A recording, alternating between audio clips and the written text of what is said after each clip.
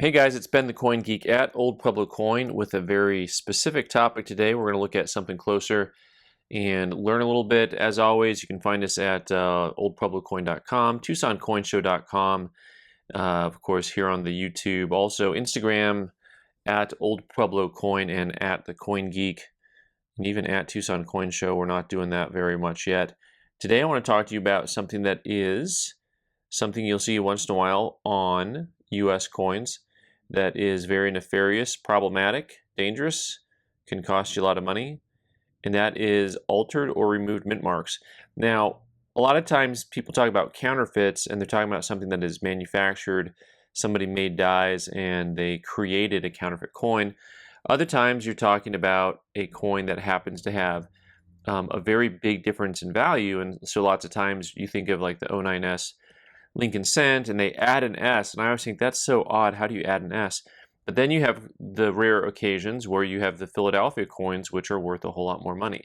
And in that case, what you'll see is people remove mint marks, and this is a much more dangerous thing to run into, and it happens somewhat frequently.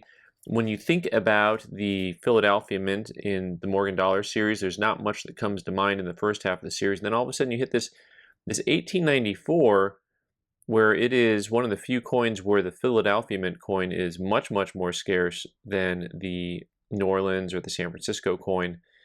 And you'll see something a little bit similar when you get into higher grades of the 99s and then the 01s, but in lower grades, not as much.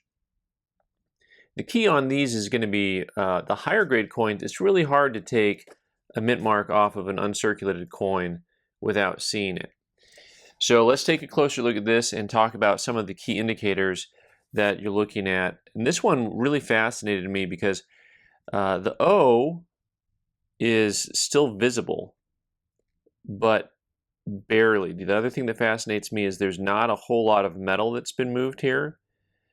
So oftentimes you'll see some really heavy metal movement, you know, like from a tool, perhaps.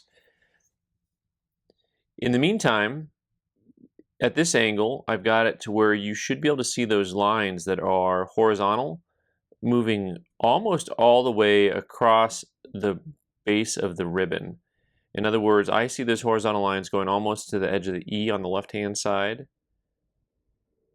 and all the way past the O in dollar. So do you see how those lines are popping up? They didn't dig down into the metal to try to remove like the origin of the O, and it's really interesting because at a glance you won't see the O, but up close you do.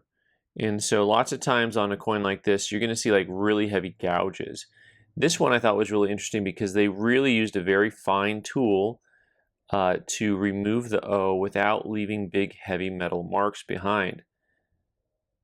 But those marks are there. And I'm also intrigued. This is one of the few times I've actually seen where that ghost of an O is still there. Right now I'm using my 20 power, but let's zoom back out here and take another look at something that's a little bit of a hint that you may not recognize. So what's tricky about this coin is this coin has in some way possibly been, I don't want to say retoned is the wrong word, but almost like they sandblast the coin to make it look like it's circulated. In other words, it has a look to it like it was actually kind of polished up and then retoned. It's a little bit harder to describe on this compared to a lot of different types of things that we look at.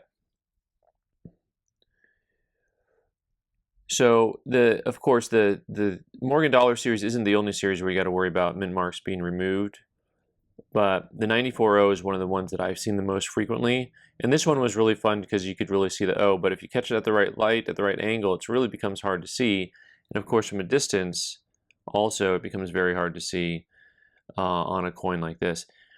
The Barber half series has a number of half dollars that in higher grade jump up in value, and then there's some $20 gold pieces and things that people don't think about as much because they don't collect. Here's that 94O and your 94. You see a difference of tenfold as the number minted. And then what's interesting, of course, is that 99 only 330,000, and then the 01 has a high mintage, but also it's a coin that you really see not that much in higher grades. And just a quick reference, I mentioned the Barber half dollars. I'll just glance at that real quick for you here in the Red Book, which is kind of a nice guidebook to check out if you don't know about coins and you want to learn about U.S. coins. The Red Book's a great starting place. I should be in half dollars, and you'll see here the latter half of the series, that like 1913, 1914 era window where you see pretty big price jumps compared to the coins around it. So mintages of only 138,000, then 1915 and 14 are both coins that I've seen mint marks removed from a 15D or S, and same thing with the 14D or S. And of course, that key oftentimes to see someone really want to try to do something is when you have a big price difference. When you see a large price difference, that's when you'll see somebody kind of making a move to do something nefarious. All right, guys. Well, I hope that helps you. Watch out for these. Also, watch out for them, especially on eBay. And this is the type of coin where you'll see it sometimes in a fake holder, because if this coin was in a holder, it would be a lot more deceptive because people won't be as critical in general terms. So, all right, guys. Thanks so much for watching. I've been the Coin Geek. You can subscribe by clicking on the owl button in the corner and watch more videos on the right side of the screen. Thanks.